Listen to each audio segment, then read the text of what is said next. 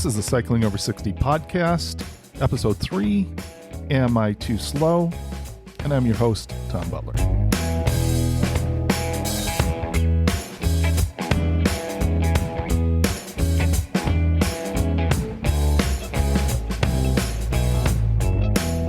Hey, welcome back to the continuation of my journey to ride the STP for the first time at 60 years old.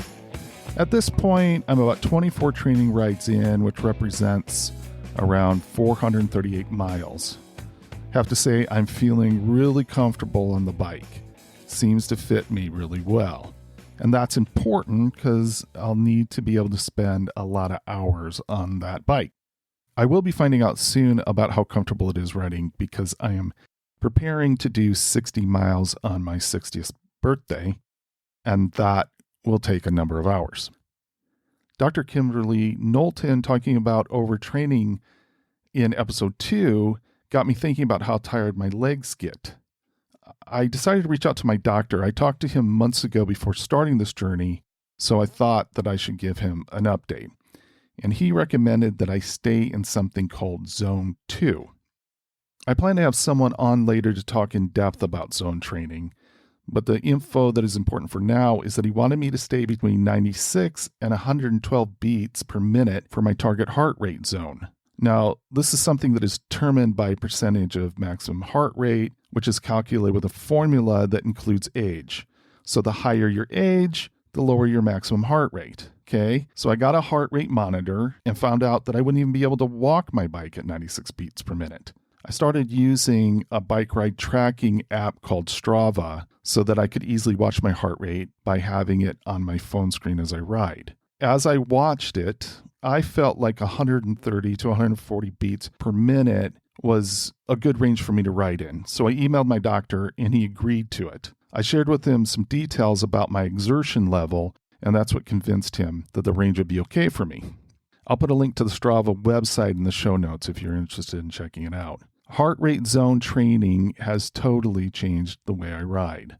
I am unable to ride nearly as hard as I was. Now, the good news is that my legs are feeling better, so I guess it is having the desired impact of less overtraining. However, I am even slower now. My doctor did say I will get stronger as I ride in the zone, and I sure hope this is true because I am very slow now, especially up hills and into the wind.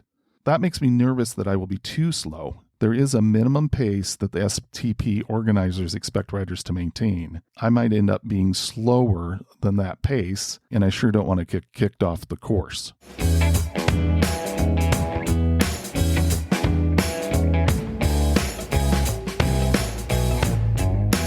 Fortunately, I got introduced to an experienced STP rider named Anton Rasmussen.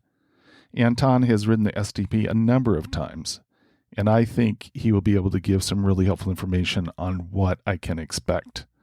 So I invited him on the podcast. One thing different about Anton's experience is that he has only done the STP in one day, but I think he will still be very helpful. Plus, Anton is a coach, so I think he will be really helpful with the question, am I too slow? Here's the interview. Well, thank you, Anton, for joining me today. I'm on this adventure to do the STP, and I haven't talked to anybody about the STP yet. I haven't gotten any firsthand knowledge from anybody who's done it. So I appreciate you taking the time to answer some questions that I have. You're welcome. So the first thing is, can you talk a little bit about your connection with cycling? Have you been cycling all your life? Is it something that you've done on and off? And then also kind of your interest in fitness or sports performance overall. Certainly. Well, I had a rough beginning, honestly.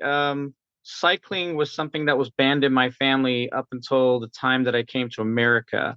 I have an older brother, and when he was 5 years old in Denmark, I was only 3.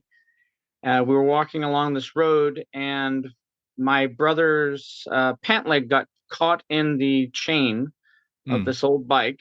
And so he's fiddling around trying to basically disengage it. And there's a steamroller going along the side of the road, basically flattening the road. As fate would have it, he stumbled into the front of it and fell down. I, of course, screamed and, didn't know what to do. I was only 3. And the handlebar of the bike went up against the roller and into the side of my brother's, right on the side of his stomach, and penetrated. The steamroller stopped, of course. This saved his life, essentially, because he would have passed. So he was in the hospital for about 2 years. And my mother said at that point that she didn't want us to learn how to ride a bike. And so I didn't actually ride a bike until I was 11 years old, and I was delivering newspapers in Las Vegas, and I got my first used 10-speed and utilized that to basically bike around and taught myself how to ride a bike. My mother was still with us, and she allowed it at that point, and I used to use it to ride to school if I had late starts. That got me initially started. And I had an adventure when I was, I think, 15, where I decided to say, hey, I want to ride from my house in Las Vegas to Lake Mead. And so I took it upon myself and packed some water with me and a little bit of food, a couple of bars. And I rode, I think it was approximately about 30 miles. It doesn't seem very much, but when you're in Las Vegas and you have the heat, Right. that was quite the adventure I took myself on without even telling my mother about it. I rode out there and I made sure I left early morning so I'd at least not get the main heat. And I got out there, I played in the water, decided, okay, now it's time to go back. And when I rode back, I got dehydrated. Oh, no. I didn't have enough water. And so I had to stop off to the side and kind of rest for a while. Cars zooming by all the time, but nobody would stop. Not that I was asking for help at that point. But I eventually made it back home. I just pushed on. And that kind of got me into like, okay, I like challenges, but I have to be better prepared for those challenges. When I moved, I'm curious. I'd like, when you're 11 years old and you're jumping on a bike and you have this history of, bikes are a dangerous thing. Was that in your mind at all, or were you like just anxious to get on a bike? How does that play out? well, it was my brother that was the one at that point who still hadn't ridden a bike, even though he was 2 years older than me. I needed a job to help out my mom. And so it was just a local route that I would do. I didn't have any anxiety. Okay. I didn't have any moments of memory that basically drew me back to that time. I just know that it happened and I saw the effect of it. Ironically, my brother has driven my safety side of my life simply by being himself. He's one of those people that's just accident prone. And so it took me into first aid, took me into CPR. I wanted to learn how to help people that were hurt. And that's what drove me into that direction. Not that we're talking about that with cycling, but that's kind of the basis of that. So you were mentioning that you learned a lesson about being more prepared. It sounds like that's probably something that you have carried into other, participating in other cycling related or other things that are sports related. It's true. I mean, when we're young, we think we're indestructible. And I knew that I was pretty fit. I played tennis a lot, and I just got it in my mind that I wanted to go on a Saturday morning. And so I got water. But the one thing about water and without proper nutritional training is we don't take the right foods. We don't take just water. We need to take things that supplement. And so if we have, especially with sweating and losing salt, that we need to have better things with us. And I had no one to lean on to tell me any of these things. I just said, okay, well, I have enough water. But when I got to Lake Mead, there was nowhere to fill up water. And Right. so I didn't have much money. And so I just got on the bike and said, I'll be okay. But the heat got out there and it was 100 plus when I was on those rolling hills going through. And it really just came down to determination. It wasn't because, I wasn't cramping or anything, but I was definitely dehydrated. I could feel it. And I was probably in heat cramps mode, I guess, at that point. Not heat stroke or anything, obviously, but definitely it affected me. The heat, the ride itself, the hills, the difficulty in riding those hills. I had only ridden on flats or ridden to my high school. And so I wasn't prepared for anything. We didn't have bike trails like we have here. I'm really appreciative of the bike trails here. I know that you do some swim coaching, and I know that you have been a swimmer. And so I'm wondering, kind of in a broad way, your interest with fitness overall. I think a good starting point is that when I joined the military, I didn't expect myself to be a runner. And I enjoyed running as my first starting point to fitness. I found out that I was actually good at it. And a big portion of why it was good is because of swimming. Swimming teaches me good breath control. And so I learned the breath control for running in order to stabilize my body and to run further and faster than other people. Running got me into the start of it. And then I started doing, and in the military, we do a couple of races as a group, as a unit. And besides the PT, we actually go out and do civilian runs. I remember going to Austin while I was in Texas and running a 10K with shin splints. Again, unprepared, unknowledgeable. I was running the entire career, 4 years that I was there, with tennis shoes because I was a tennis player, not knowing that running shoes and tennis shoes are totally different. And so I was injuring myself over and over again, but I still was determined to go out there and do my best. When I arrived in Washington State, this is many years later, I would think I was about 22. I bought myself a used bike and I was in Redmond, which had obviously good access to the Burke-Gilman Trail. And I just got out there and enjoyed riding my bike and chasing down people in front of me, even with my old used bike and their brand new spanking cycles that they would buy for a numerous amount of money. Mine was probably, I don't know, $75 when I bought my first 10 speed with the straps on the pedals and everything. Right. But I enjoyed the challenge and it got me out there doing it. And then one day when I was taking my bike in for service in Redmond, I noticed a flyer for the Seattle to Portland. And I asked the bike mechanic and the worker there, and I said, "Hey, what is this?" He says, "Oh, it's a very famous ride that a lot of people do." I said, "Is it difficult?" He says, "Well, it can be unless you train for it." And he didn't offer me much of any advice. And I said, "Oh, it sounds interesting." And I said, "It looks like it's about 6 weeks away." And he's like, "Yeah." He says, "But it's a long ride, and you kind of have to be prepared for it." And I said, "Okay, well, I know nothing about being prepared, so I'll just go out and do rides myself." And so I did. So I got on the trail, started riding and increasing my distance. I took it as, let me go from Redmond to Bothell. Okay, I've now gone to Bothell. Let me see if I can go further out. And eventually I ended up in Seattle and found Gasworks Park for the first time. And just following that trail on Burke-Gilman. It's a very easy trail. And the only other challenges I ever did was I would ride around Lake Sammamish just for the hills. I think it's about 26 miles around the lake itself. And you had a couple of challenging hills, you have rolling hills. And I used that as my basis on my very first one. Now I still have straps on my pedals, and I make sure my bike had good tires on it. I started learning about how to change my inner tubes on my tires if I ever got a flat, so I could do it myself.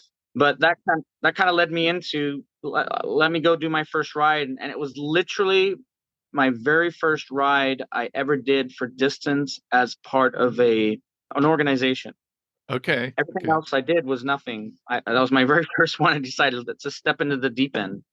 Now you have done the STP in one day. Correct. Did you do that on your first one? Yes. Okay. So when you were talking at the bike shop and you heard about it, were you thinking, 206 miles? I don't know if it's always been 206 miles, but were you thinking 206 miles in one day at that point? Or at what point did you decide that you would do it in one day? I've always been the type of person that likes to test myself. Okay. And I didn't have any other bike rides to compare it to. Years, the STP. Then I started finding out about all these other bike, I won't call them races, but bike events. And I did more of those as training. So like Daffodil Classic is one I mentioned. It was a really pretty ride, and it's a good training ride. I didn't look at it as 206 miles. I looked at it as like, I want to challenge myself. I want to see if I can do it. And this is before I knew that most people don't do one day. They only do 2 days. I just went and did 50 miles. I would do that probably every day. I would take a rest day to make sure that my legs had a chance to rest. And the only obstacle was the road itself and people in front of me. I look at it as like, okay, how can I make myself faster? I have to push myself against other riders that are oblivious to the fact that I'm racing up to catch up to them. But that's how I looked at it. I just saw it as like, okay, this might be fun. And the guy said, yeah, it's a really fun ride. And people, you talk to each other. And I said, okay, sounds like something I'd like to do. Well, I'd like to ask some questions, and your experience will be different Certainly. than mine. I am not looking to do it in one day. There's a part of me that is drawn to what you talked about having a challenge, but I have a feeling that it wouldn't be realistic for me to challenge myself that way. Your experience is a little bit different to mine, but I think it's still going to be really helpful to ask you some questions. And the first one I have is this year, I think they're limiting it to 6,000 riders, the STP. In years past, I think it's been up to 8,000 or something like that. And I just think about 10,000. 10,000. Okay. I think about 10,000 people at a starting line. That seems like a lot of chaos. And I'm just wondering, the first thing is, what was your experience with the start of the STP? Well, with the one day riders, had a fairly early start time. So the only issue was getting your vehicle to the lot in Seattle and getting set up. And you see droves upon droves of people that are either super fit or are average in their fitness. And you can start at anywhere you would like when it first starts. No one says you have to take your bike up to the very front and be the first one out. It's about where you'd like to be, and you just find a kind of a spot.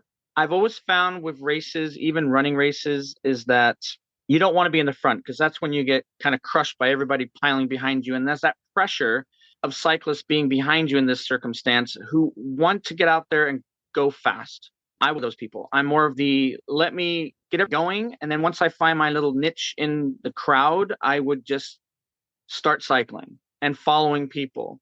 The hardship for the one day riders is the fact that it's still dark. So when we set off, everything is in darkness besides street lamps. There's no extra lighting for you. And so you're literally following the person in front of you or the groups in front of you and trying to be as safe as possible.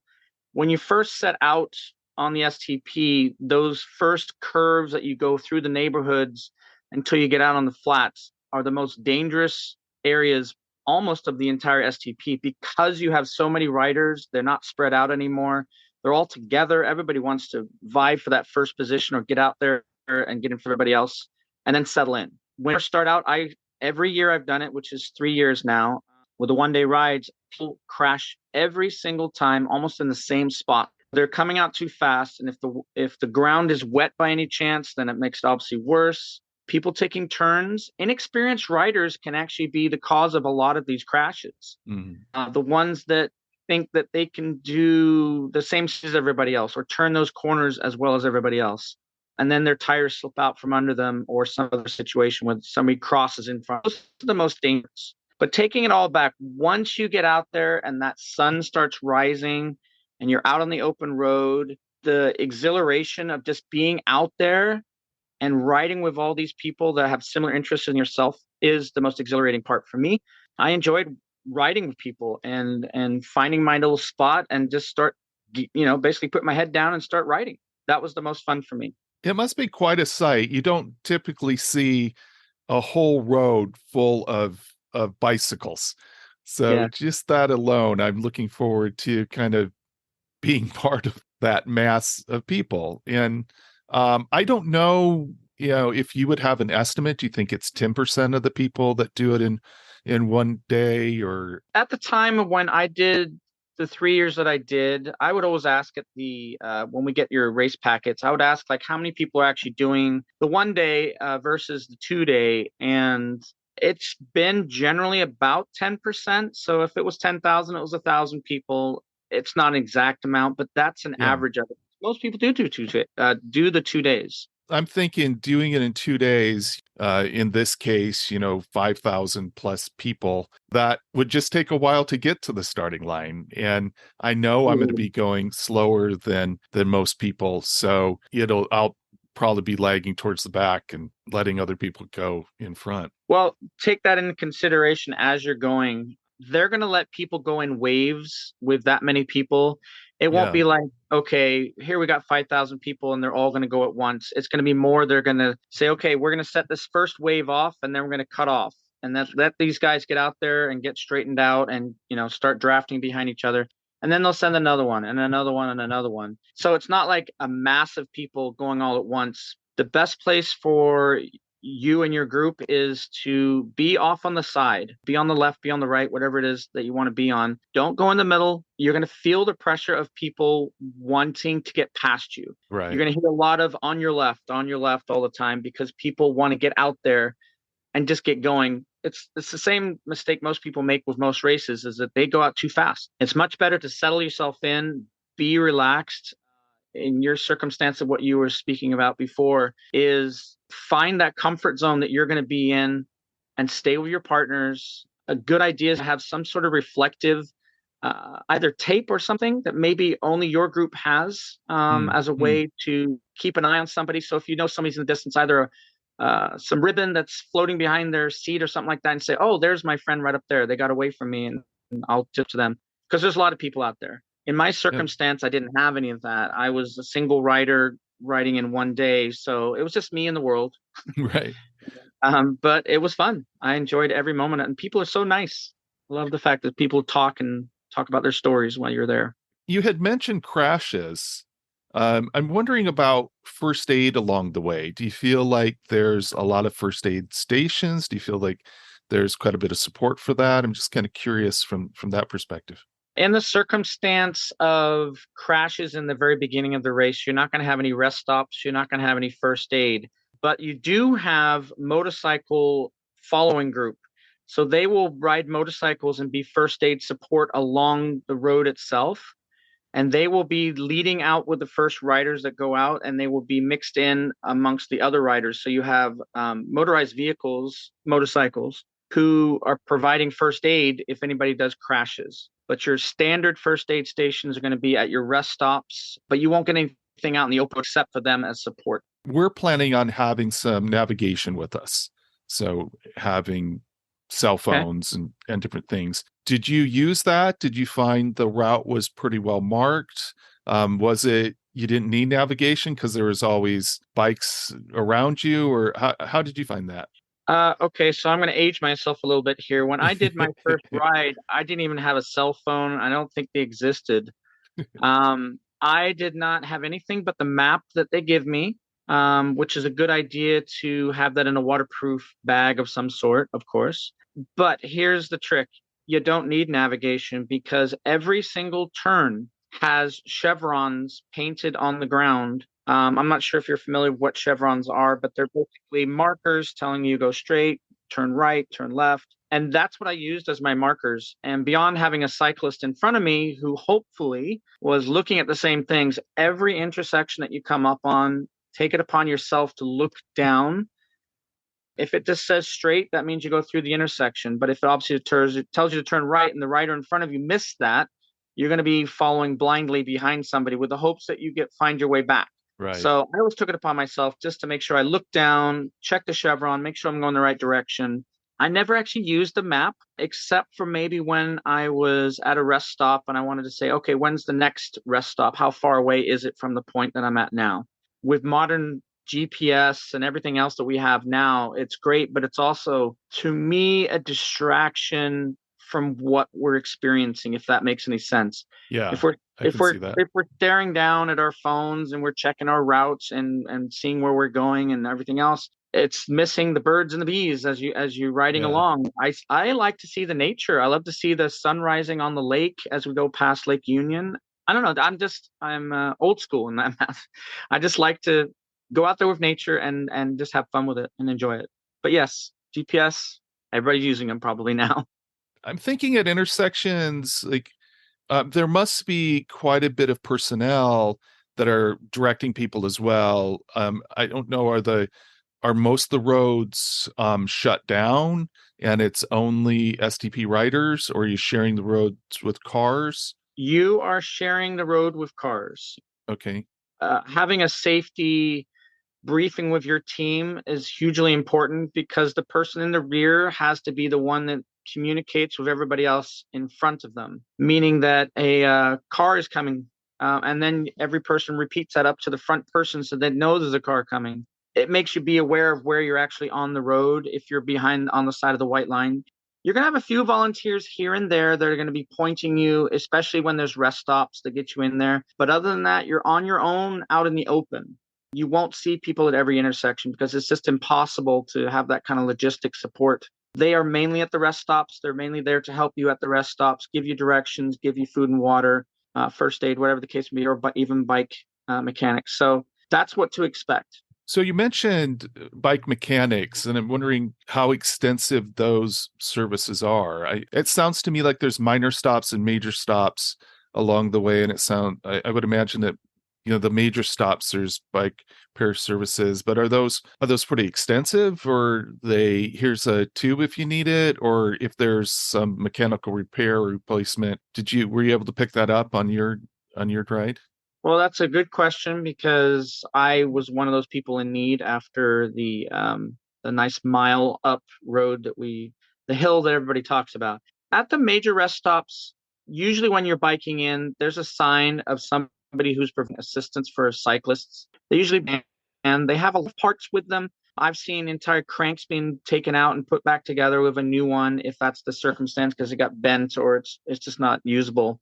With your inner tubes, you're going to want to take at least 2 to 3 with you. You don't necessarily need tires. I've seen people tires and fold them up and put them inside a pack. That's an extreme circumstance that your tire actually goes out. It's usually just your inner tubes. So beyond your own mechanical needs, your own tools that you have to do adjustments, there's always a little mini tool that you can take along with you, and obviously the levers for the inner tubes themselves. But I have never really seen anybody have any major problems unless they have crashed their bike. If it's just standard riding, you're not going to need much. Right. The only thing you really have is your tires and your inner tubes, and maybe you have a spoke that is running loose that either needs to be removed or replaced, so your wheel goes back into true. That's about your only thing. I mean, the road debris is very minimal. They do sweep all the roads before the STP to ensure there's no glass, but there's always things that are going to be there. I mean, that's life. Right. But I felt that there was enough support for anything I needed. Even just to be aware, the 1 mile hill that you have to ride up, there's usually a person on the top with a van with bike parts waiting for those that need help on that very hill because it gets flat on the top. But so you at least have that one. But that's the only one I ever saw. That's the only one I ever saw out on the main roads was just that one. Everything else was at rest stops. So again, this is a little bit of a different thing for the group I'll be with, generally with the 2-day riders. I'm wondering about how crowded the road is on hills. Everybody's different. There are people that will stand up and crank it out all the way up to the top. And the goal is to basically drive themselves up there as fast as possible, passing people on the way. And then you have the riders that are just steadily moving along. The biggest difficulty is if people are too low of a gear when they're riding up, they become wobbly. But in terms of massive amount of riders, that picture is just not there. People are so spread out by this point. Gotcha. That going down hills, going up hills, the most you'll ever have is 3 wide riders. But figure out who's your strongest puller on your group and have them lead you and just try to slowly stay with them. There's nothing better than to see the encouragement of other people riding with you to get you up because a lot of it's not necessarily physical. And if it comes to the point that you say, hey, this is too difficult for me, it's okay to get off the bike and walk a little bit, get yourself going. The biggest mistake is stopping too long. With me, mentally, if I were to stop going up a hill, I feel like I've failed myself. And that's me personally, obviously. It was always important for me to constantly be moving because if I'm moving towards my destination. It wasn't about stopping and looking around checking friends. It was about me individually trying to get up that hill and I guess conquer that hill in my own way, whether it's fast or slow. But on the descents, I am one of those people that will go as fast as my bike will take me. I will take every aspect of that hill to leave my legs and I will crank it out and hit that hill as fast as possible. Some people are scared going down because of the turns and how speed you are, the speed that you're in. And then obviously that can be dangerous. It's about confidence and your biking ability. So, but I figure that's my fastest way to get there. So if I'm going down a hill, I'm going to take every little last inch of it if I can. Along the way, how did you find the food and water stops? Was it easy to get food? Was that part crowded? How's just the logistics of coming into a stop and finding resources? How's that work? Getting food and water was never a difficulty. They usually have multiple tables set up. I've never found it crowded. Most people just grab their food with their bikes rolling along with them, or they'll set their bike down at a holding area and go get their food. You're only honest. It sounds silly, but it's not your food and water or your first aid or your bikes the issue. It's the porta potties. People need to go to the Okay. bathroom, so there's Right. lines. Right. That's humans. We need to go to the bathroom and relieve ourselves. So that's our only issue. I've Yeah. never had an issue with food or water and getting anything. I've never had a long wait. It's always been pretty quick in and out. Everything's open for people to grab. So tell me about the finish. You've gone 200 plus miles. What was that like to roll in and the finish? Is that a crowded place? Is it just, are you like, okay, I'm just ready to get out of here? Is the adrenaline still pumping of finishing? What was that experience like for you? As I near the finish line, it gives me an extra boost. I may be the most fatigued person and just wanting to finish something, but here's the fun thing is that when you're riding in, you're going to race in. At least I was racing in because it's just like any other finish. You've got tons of spectators there. You've got music in the park. You've got vendors with food trucks out there. You've got other riders that you see that you've been seeing the whole time and you see them finish. If I've befriended anybody, I'm usually waiting at the finish line to cheer them in. I always make a friend on these rides. I find people, talk to them. That's the best part about it, is that you meet people you've never met before and you talk about their experiences. But the finish is great. And I haven't finished it in 2 days. I couldn't tell you how that is, but I'm assuming the same sort of celebration happens as the night wanes in. So if I'm running late on my return, obviously there's less people. The only one time I was like ready to go home was when I had heat exhaustion and both of my legs had cramped and Mm. I just needed to finish the ride. At that point, I was like, I need to go check into a hotel and take a nice hot shower just to clean off. And then I would want to head home. That was usually my thing. My wife would only meet me at the finish, and that was fine for me. That's what I wanted anyway. I don't want to put her out for anything I needed to do. But that's the exhilaration part. It's just riding in and Gotcha. seeing all these people cheering for you that don't even know you. They're cheering Yeah. for unknowns. And just the fact that they know you've completed something that's daunting to some and fun for others. It's an amazing experience. Now I want to switch gears here a bit because Sure. I would say you're not a typical cyclist because you do have a background in you do coaching and you do have kind of that side of you. So I want to ask a few questions kind of in fitness instruction, maybe more like questions in that realm. What do you think is a good routine to get in shape for 100 miles a day for 2 days? You had mentioned doing a number of 50-mile rides. Do you think that's, as you're getting closer, do you need to do longer rides multiple times a week? What would your advice be in that realm? Well, like you said, I have a background in swimming coaching, which I've been doing for a long time. In terms of fitness, there's two things I would continue to do the whole time, and that is running if possible to increase my cardio and my respiratory system, swimming if possible as well, because it uses all the muscle groups and it also gives your body a chance to recover from long rides. I would say the biggest mistake most people do is that they have these high ambitions about let's ride this, let's ride that. And for new riders, you don't need to go out and do a 50 or a 75 or a 100. You need to go out short rides. Figure out your bike. Figure out if there's anything wrong going on with your bike so that you can work on those fine mechanics before you get into those longer rides, because then you don't have much of an option when you're out in the middle of nowhere. As I was getting closer to the STP, I was increasing my distance and I wanted to challenge myself on both flats in terms of going faster. And then I would challenge myself on doing some hills. It's important to mix up both groups. You need to train for what's in front of us. I've always looked at everything. And so I looked at it as like, I need to do the 100-mile flying wheels in Redmond, because I thought that was a good challenge for me to get out there and see what I was capable of and see if I was having any issues with anything. It's a good way to figure out not only your bike, but also your nutrition. Each person is different. Each person needs different things. And if these are talking to us and saying you need to slow down and less, then you need to listen. Most athletes that go out there, they push themselves, and then their body starts to break down. I've learned over time that if you listen to your body, it says you need to rest, take the rest. That's literally the only way I've always looked at anything in my life, whether it's running, swimming, or biking, is that as long as I listen to what my body needs, if it's rest or if I need to have more nutrition, or if I'm on a long ride and I'm feeling really dehydrated, am I bringing enough with me? It gives you a good marker for what you need for 25 miles, what you need for 50 miles, what you need for 100 miles. It pretty much becomes the same. A good rule of thumb that I've used in running is if I'm running a half marathon, as long as I train up to about 10 miles, the extra 3 miles means nothing. So if I'm riding over 200 miles, doesn't mean I need to go ride 200 miles. It means I need to go out and just get my body used to being sitting in the saddle, making sure I'm fitted correctly for my bike so that I don't have any aches and pains after long rides, knowing whether I needed more water for that trip for the next time, or I need less water.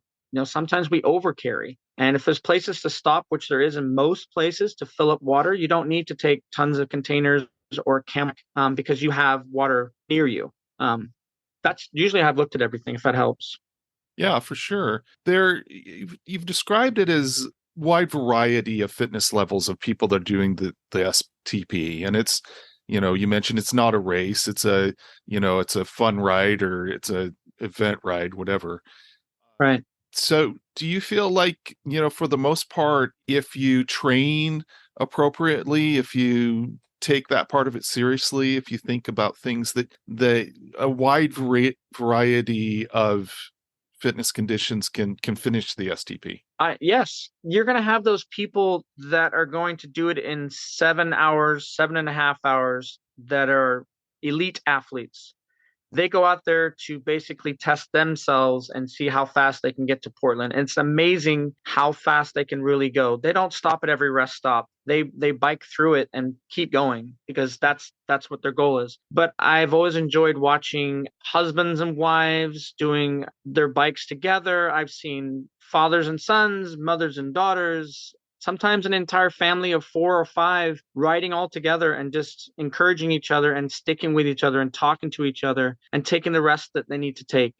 We want to take these things at different fitness levels because it's a challenge for some, and some people make it the challenge that's internal for them. And then there's the challenge of this: I want to go finish this.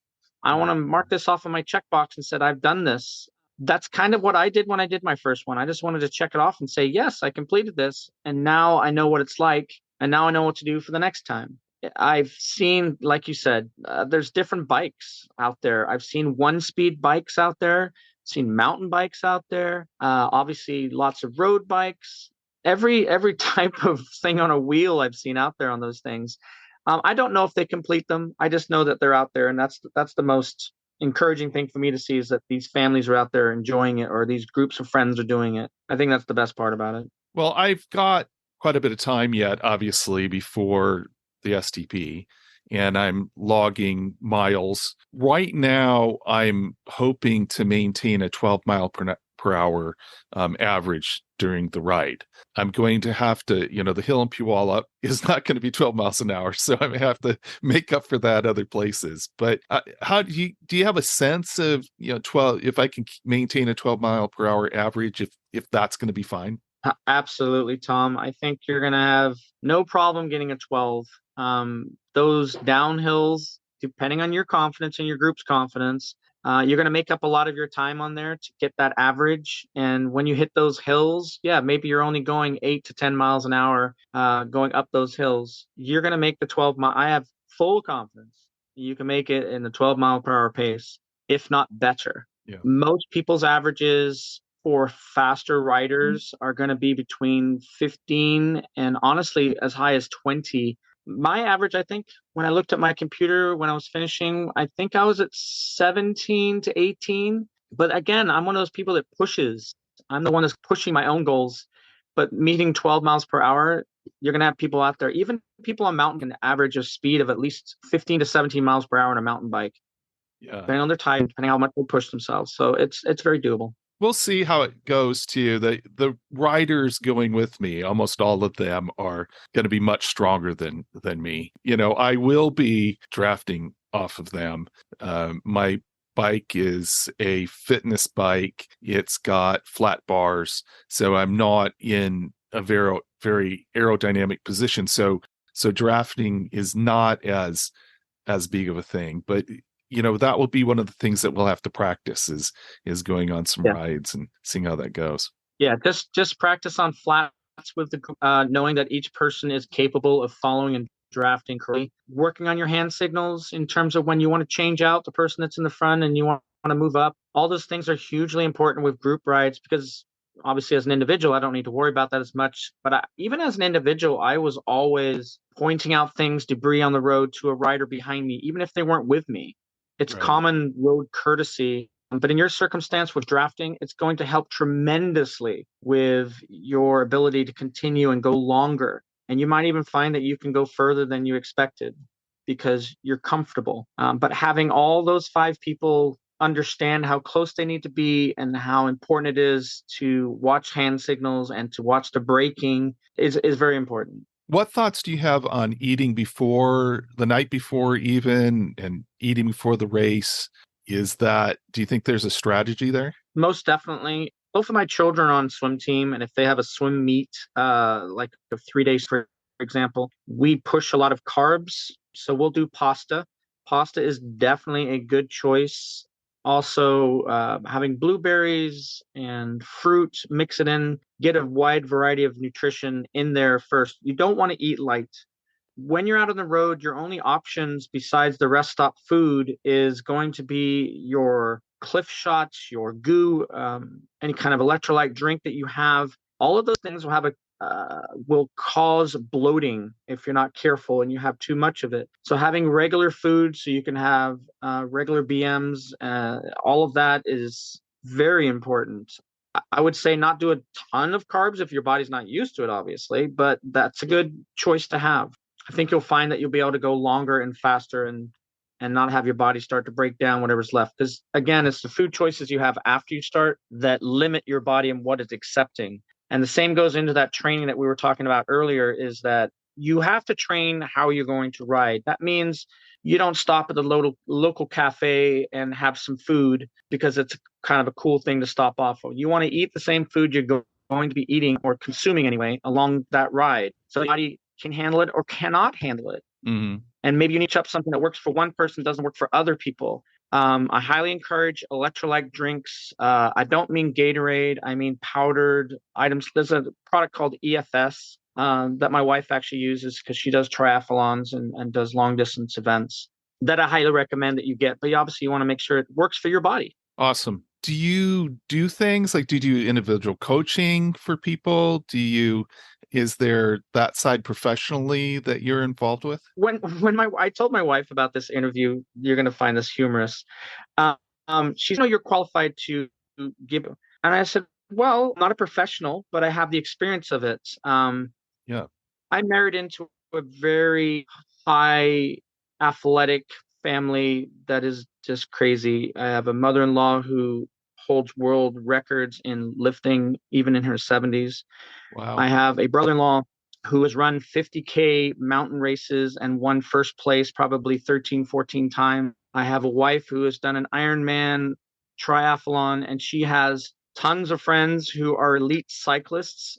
We have runners, we have trainers. So to say I was qualified or not qualified, I wasn't really sure how to question for her. But in terms of me personally, I've coached people on triathlons because I have been through enough of them to give them all the insights, especially swimming portions in water. Cycling, I've never really given anybody any kind of like tidbits to be a partner if I'm riding with them and say, this is what I do here, this is what I do there. Let's tackle this hill this way. And working those gears, most people don't change gears. Like when they come up on a hill, they want to change the gear when they're about a third of the way up, and you want to change your gears earlier so that you don't pop your chain off. Those are kind of examples. People like to change down those gears and then crank on it and then wonder why their chain pops off and then you have to pull over. So me personally, I've a lot of swimming coaching. I've done a year-round swim team. That doesn't apply to our cycling here, of course, but I've always been one of those people that likes to learn as much as I can about any sport that I put myself into because I want to do well. Well, that's awesome. And am extremely thankful for the information that you provided today. That was really helpful. And there's a lot of things. I kept thinking, oh, I should write that down. And I'm like, oh, it's recorded. So I don't have to. But there will be definitely things that I'm going to be going back and taking note of in talking to the people that I'm writing with about as well. So thank you so much for that. Take care and good luck with all of your fitness endeavors. Well, thank you, Tom. It's not because of the interview for any reason, but however, what you just touched on is actually something we're going to family. Is we're going to take my son, who's currently 14, my daughter, who's 16, and my wife and I, and we're going to do the ST as a family, which we've never done before. Okay. My daughter's stepping into triathlons lately. And she's 16. She just finished a half marathon last weekend. I see reason why we can't start training as a family and doing this as something as a goal we've never done before. I'm very fortunate to have it. I'm probably the least athletic now, Okay. comparatively to my rest of my family. With my wife and my kids can outswim me now, so it's crazy. But I'm happy to answer any questions. If you have anything in the future, or if any of your friends have any questions that pop up, feel free to reach out to me. Perfect. Thanks so much. You're welcome. Bye-bye.